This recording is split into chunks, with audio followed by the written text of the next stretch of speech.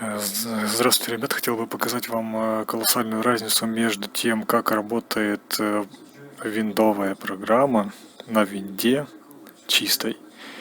Вот смотрите, допустим, сейчас прошло 1 минута и осталось 21 минута конвертирования видео, то есть создание, ну, как бы фильма, видео, клипа из нескольких частей в программе Movavi. И получается здесь у нас, ну, там приблизительно 22 минуты.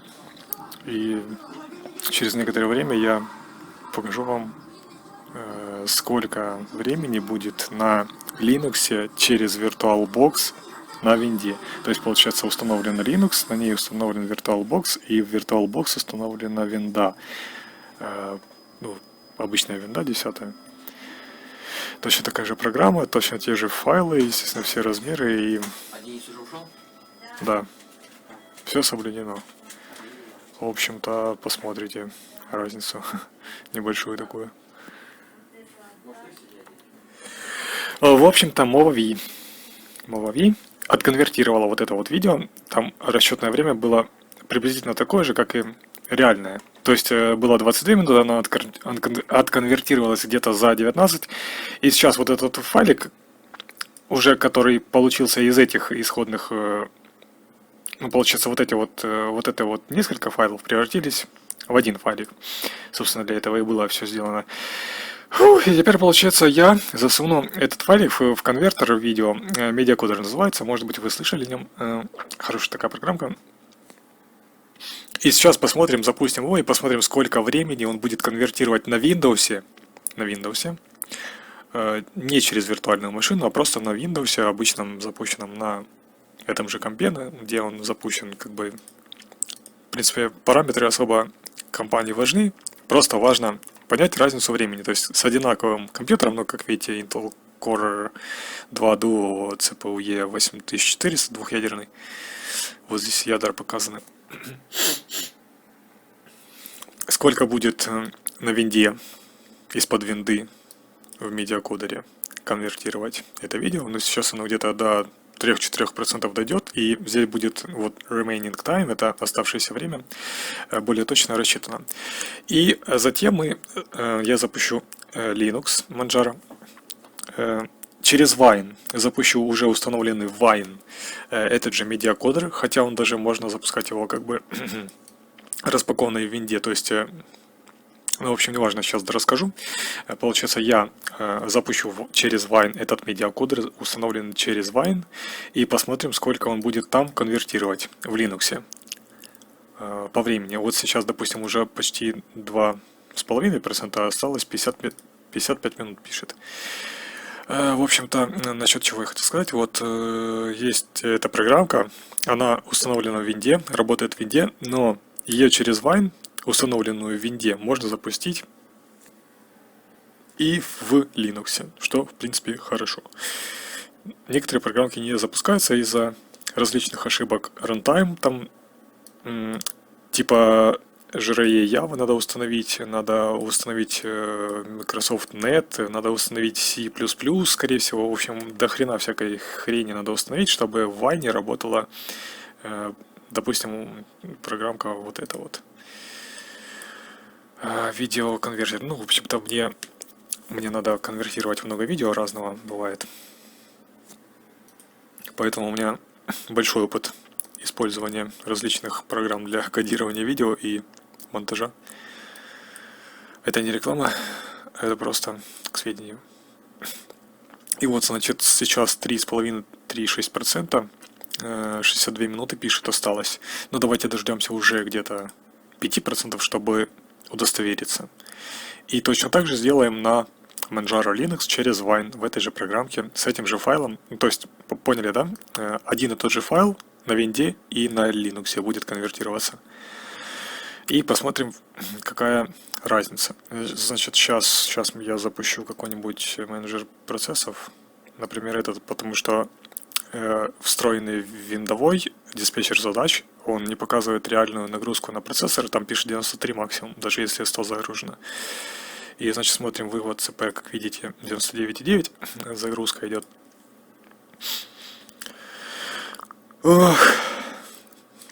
Ну, память тут, конечно, не очень важна. Так, загрузка ЦП, 99,9, виртуальная память. Всякая, короче, фигня. TDNS, ГП, неважно. Угу. Если что, это называется программа Process Explorer, она вроде бы как бесплатная даже. Собственно, как и медиакодер. Но не как винда. Но не как винда, если что. Хорошо жить на винде, но надо переезжать на Linux, ребята.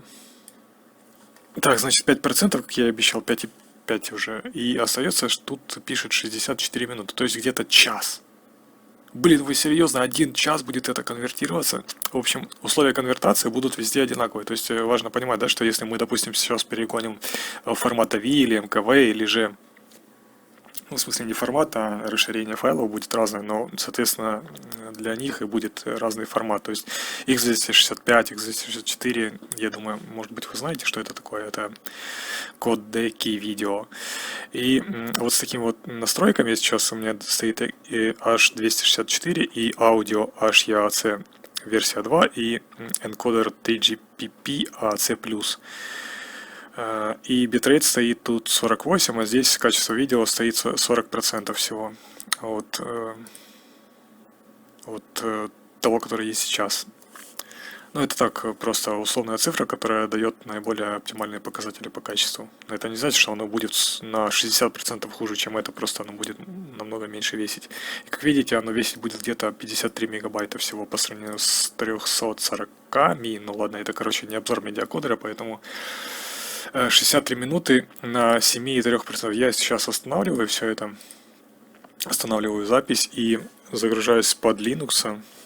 И мы смотрим разницу, во-первых, сколько будет MovaV, MovaV делать на VirtualBox, на винде через Linux, вот эти вот же все файлики. То есть я включу на конвертацию и посмотрим, сколько времени. Здесь, если вы помните, было всего лишь 20 минут. Ну, приблизительно 20 минут возьмем. Там 19 с копейками было реального времени, но 20 минут возьмем.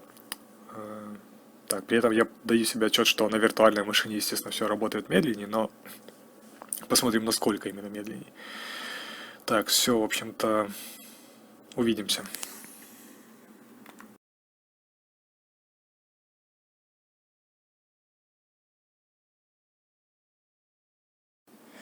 В общем-то, сейчас мы посмотрим, сколько на виртуальной машине будет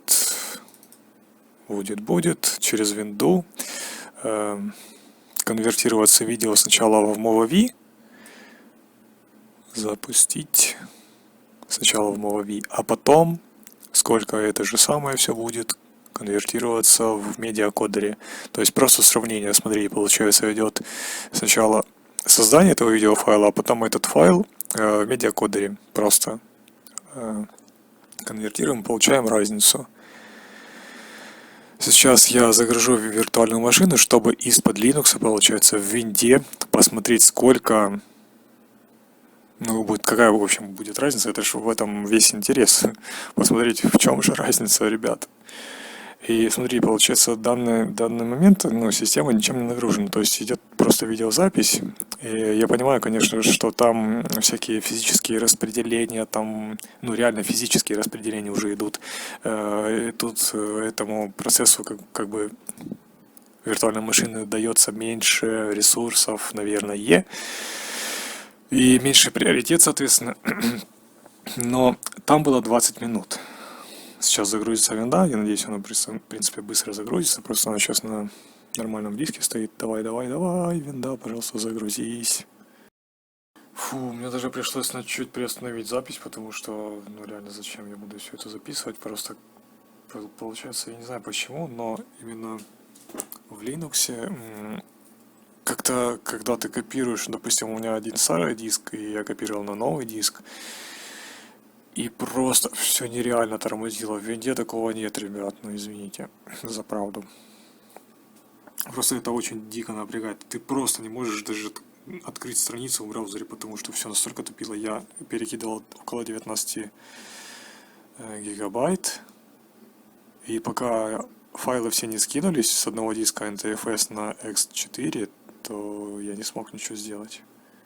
Реально, просто, ну, все очень зависало заметно. И вообще какие-то вот файловые операции затратные, ну, не только копирование, допустим, открытие программы какой-то, да, мощный, там, PHP, Storm, например, или даже просто браузер, этот, когда ты открываешь и что-то пытаешься сделать еще, то все тупит.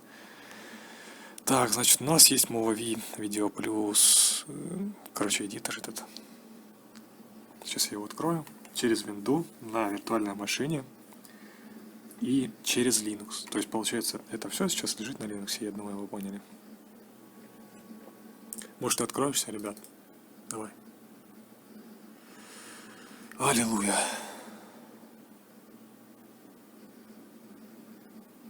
Давай. У тебя получится.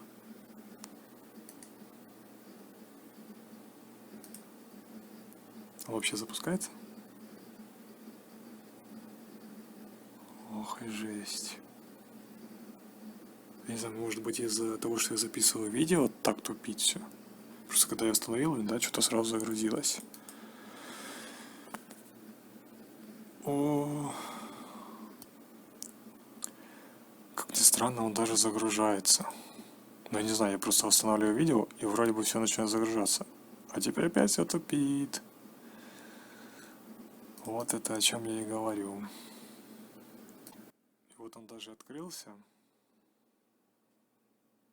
Сейчас я тот же самый проект. Файл. Короче, наверное, придется через телефон записывать, потому что я так смотрю, что просто нереально тупит. Файл. Открыть проект. Здесь же просто показать список файлов.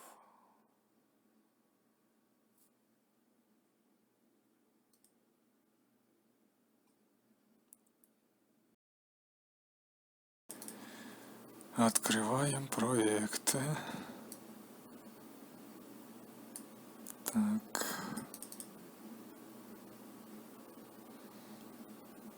И вот оно все время блеймает. Почему ты блеймаешь?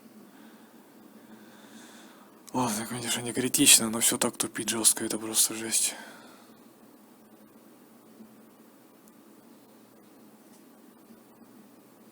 Так, вроде все есть. И вот он даже открылся, файл. Сохранить фильм, видеофайл. И... Так, здесь у нас дополнительное разрешение. Я выставлю сейчас, в смысле разрешение именно видео. Я выставлю то, которое у меня было там. Во второй раз. Частота кадров, по-моему, я выбирал 24 вроде бы. Ладно, пусть будет 24C, 1.3. Стартуем. Да, в принципе, так же и было, что оно очень тупило, не отвечало. Сейчас я попробую опять приостановить, чтобы, может быть, ускорить чуть процесс. И как мы видим, даже открылось окошко, где идет прогресс. Показывается. Прошло уже 14 секунд, 15. Через, может, минуты 2 здесь покажется, сколько осталось времени. Поэтому я пока приостановлю. Ну и, собственно, вот он результат. 4 часа. Там, я напомню, ну где-то, да, пусть округлим 20 минут. Здесь 4 часа пишет. Ну, это немножко странно. Сетевой, блин, почему здесь диспетчер задач нельзя запустить? Такая удобная же вроде. Так, ну вот 99 нагрузка здесь идет, ну конечно в винде, если мы сейчас запустим диспетчер задач, где виндовой этот, тут нормально уже, кстати, он показывает 100% даже загрузку проца. Ну, не знаю, это из-за того, что на виртуальной машине она запущена, либо если бы я, наверное, перебил ту винду, может быть, и эта версия винды у меня нормально показывала, что не 93 максимум, а 100 загрузка. Ну, тут, конечно, будет 100% сейчас, плюс я еще пишу видео, конечно же. Но я же на видео тоже писал видео. Короче, соточка, да, 2.4 выделено, 1.7 используется. Ну, короче, вы видите разницу, да? 20 минут и 3 часа. То есть, и приблизительно так я думал, что вот я установлю себе Linux, да, и на виртуальной машине смогу полноценно использовать те программы, которые, ну, мне в реальности нужны, потому что на Linux нет таких аналогов, и их просто нет. Допустим, в тот же Photoshop. Я попробовал Криту, но она, извините, отсасывает. Тишина. Короче, 5 часов. Теперь смотрите, что я делал. Я сейчас вырублю. Там хоть записывается. Вроде да. Я сейчас это вырублю. Отмена. Я вообще выключу нахрен винду сейчас. И пока есть такая возможность, запущу. Что я запущу? А я запущу медиакодер. И сейчас я его запущу. Где он тут?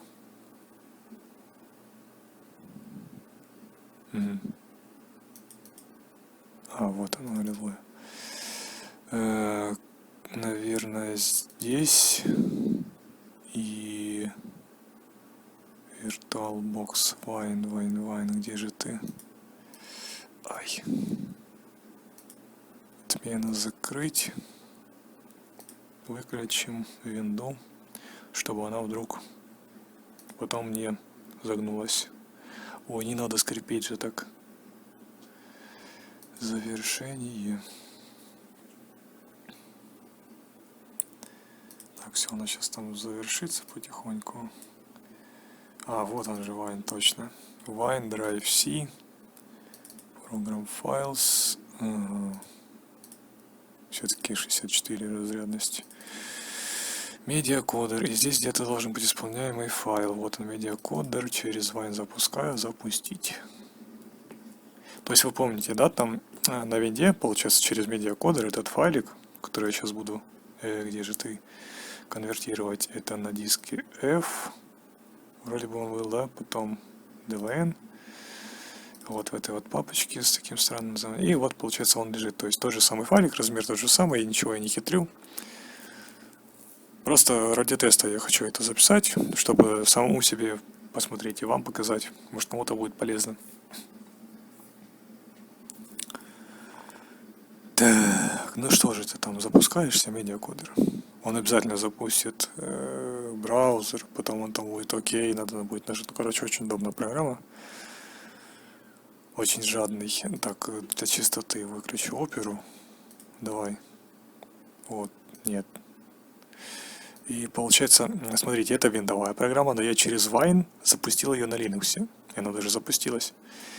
И сейчас я тот же самый файлик. Вы помните, да, там было 56 минут на 7%. Сейчас я так показываю настройки.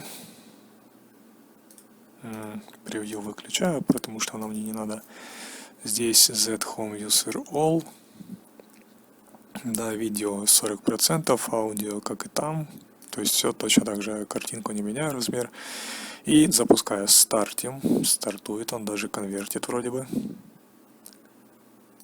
И даже у меня ничего почти не тупит. Это странно, потому что в прошлый раз тупила. Винда выключилась, выключаем ее для чистоты. Эксперимент. Ну, опять же, запись видео, я надеюсь, идет, да? Идет же? Или нет? Да, идет, аллилуйя. И получается, смотрите, вот уже у нас идет почти процентик. И где-то на 2% мы будем видеть, сколько здесь ремайнинг осталось. Ожидаем.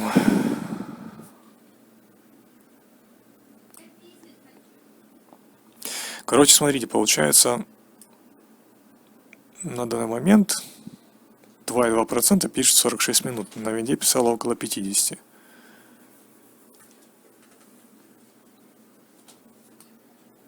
Значит, смотрите, получается сейчас 4,3, и мне пишет 38 минут. Это немножко меня удивляет, потому что на винде получается тот же самый файл, той же самой программе гораздо дольше. Получается, что здесь это видео через Wine конвертируется быстрее. И там, что вы поняли, мне писало где-то на 7%, что оно будет конвертироваться около часа. Здесь пишет 38 минут, сейчас, по крайней мере. Но сейчас уже будет 7%, чтобы 7,2, 7,5 Посмотрим, сколько будет здесь писаться в оставшемся времени. Это меня радует. Ну, уже 40 пишет. Мгм. Ну, наверное, бандикам, скорее всего, хотя, я не знаю, надо сравнивать, конечно, но, наверное, он меньше хавает чуть-чуть ресурсов, чем эта программка, мне кажется. Хотя, может быть, и наоборот. То есть, для записи именно экрана. Вот 7.1, 39 минут пишет. То есть, 40 минут, 20 минут выигрыша. Чего я раньше не использовал Linux? И как установить остальные программки сюда? Мне это нравится. Вот, 40 минут пишет 7.5. Ну все, где-то так, наверное, и будет, я думаю. То есть разница, очевидно, 20 минут разницы, в принципе. По оставшемуся времени, рассчитанному этой программой. То есть приблизительно она рассчитывает, это недостоверная информация, но оно может быть меньше, может больше, но там она рассчитывала больше времени, то есть на 20 минут больше. Получается на 1/3 где-то. Чудесно, чудесно, великолепно, здорово. Ну все, ребят, такие вот выводы делайте сами. То есть, получается, через Wine программа эта работает быстрее. Через виртуальную машину лучше вообще не стоит ничего запускать такого ресурсоемкого. Такие вот выводы. То есть, если вы хотите работать на Linux с виндовыми программами, надо их устанавливать каким-то образом чудесным через Wine. Но не все они, конечно, ставятся, но имеем, что имеем. А через VirtualBox даже надеяться не стоит, походу. То есть легче просто запустить винду, сделать то, что вам надо, там, в винде, а потом уже вернуться на Lin. Как-то так. Все, счастливенько, благодарю за просмотр, ставьте лайки, мне это очень важно, пишите комментарии, если вам была эта информация полезна, и, надеюсь, будет там что-то типа, что записать в следующий раз, что вам вообще интересно. В общем, спрашивайте, задавайте вопросы, я всегда рад пообщаться, если недолго по времени. Вот, счастливенько, пока.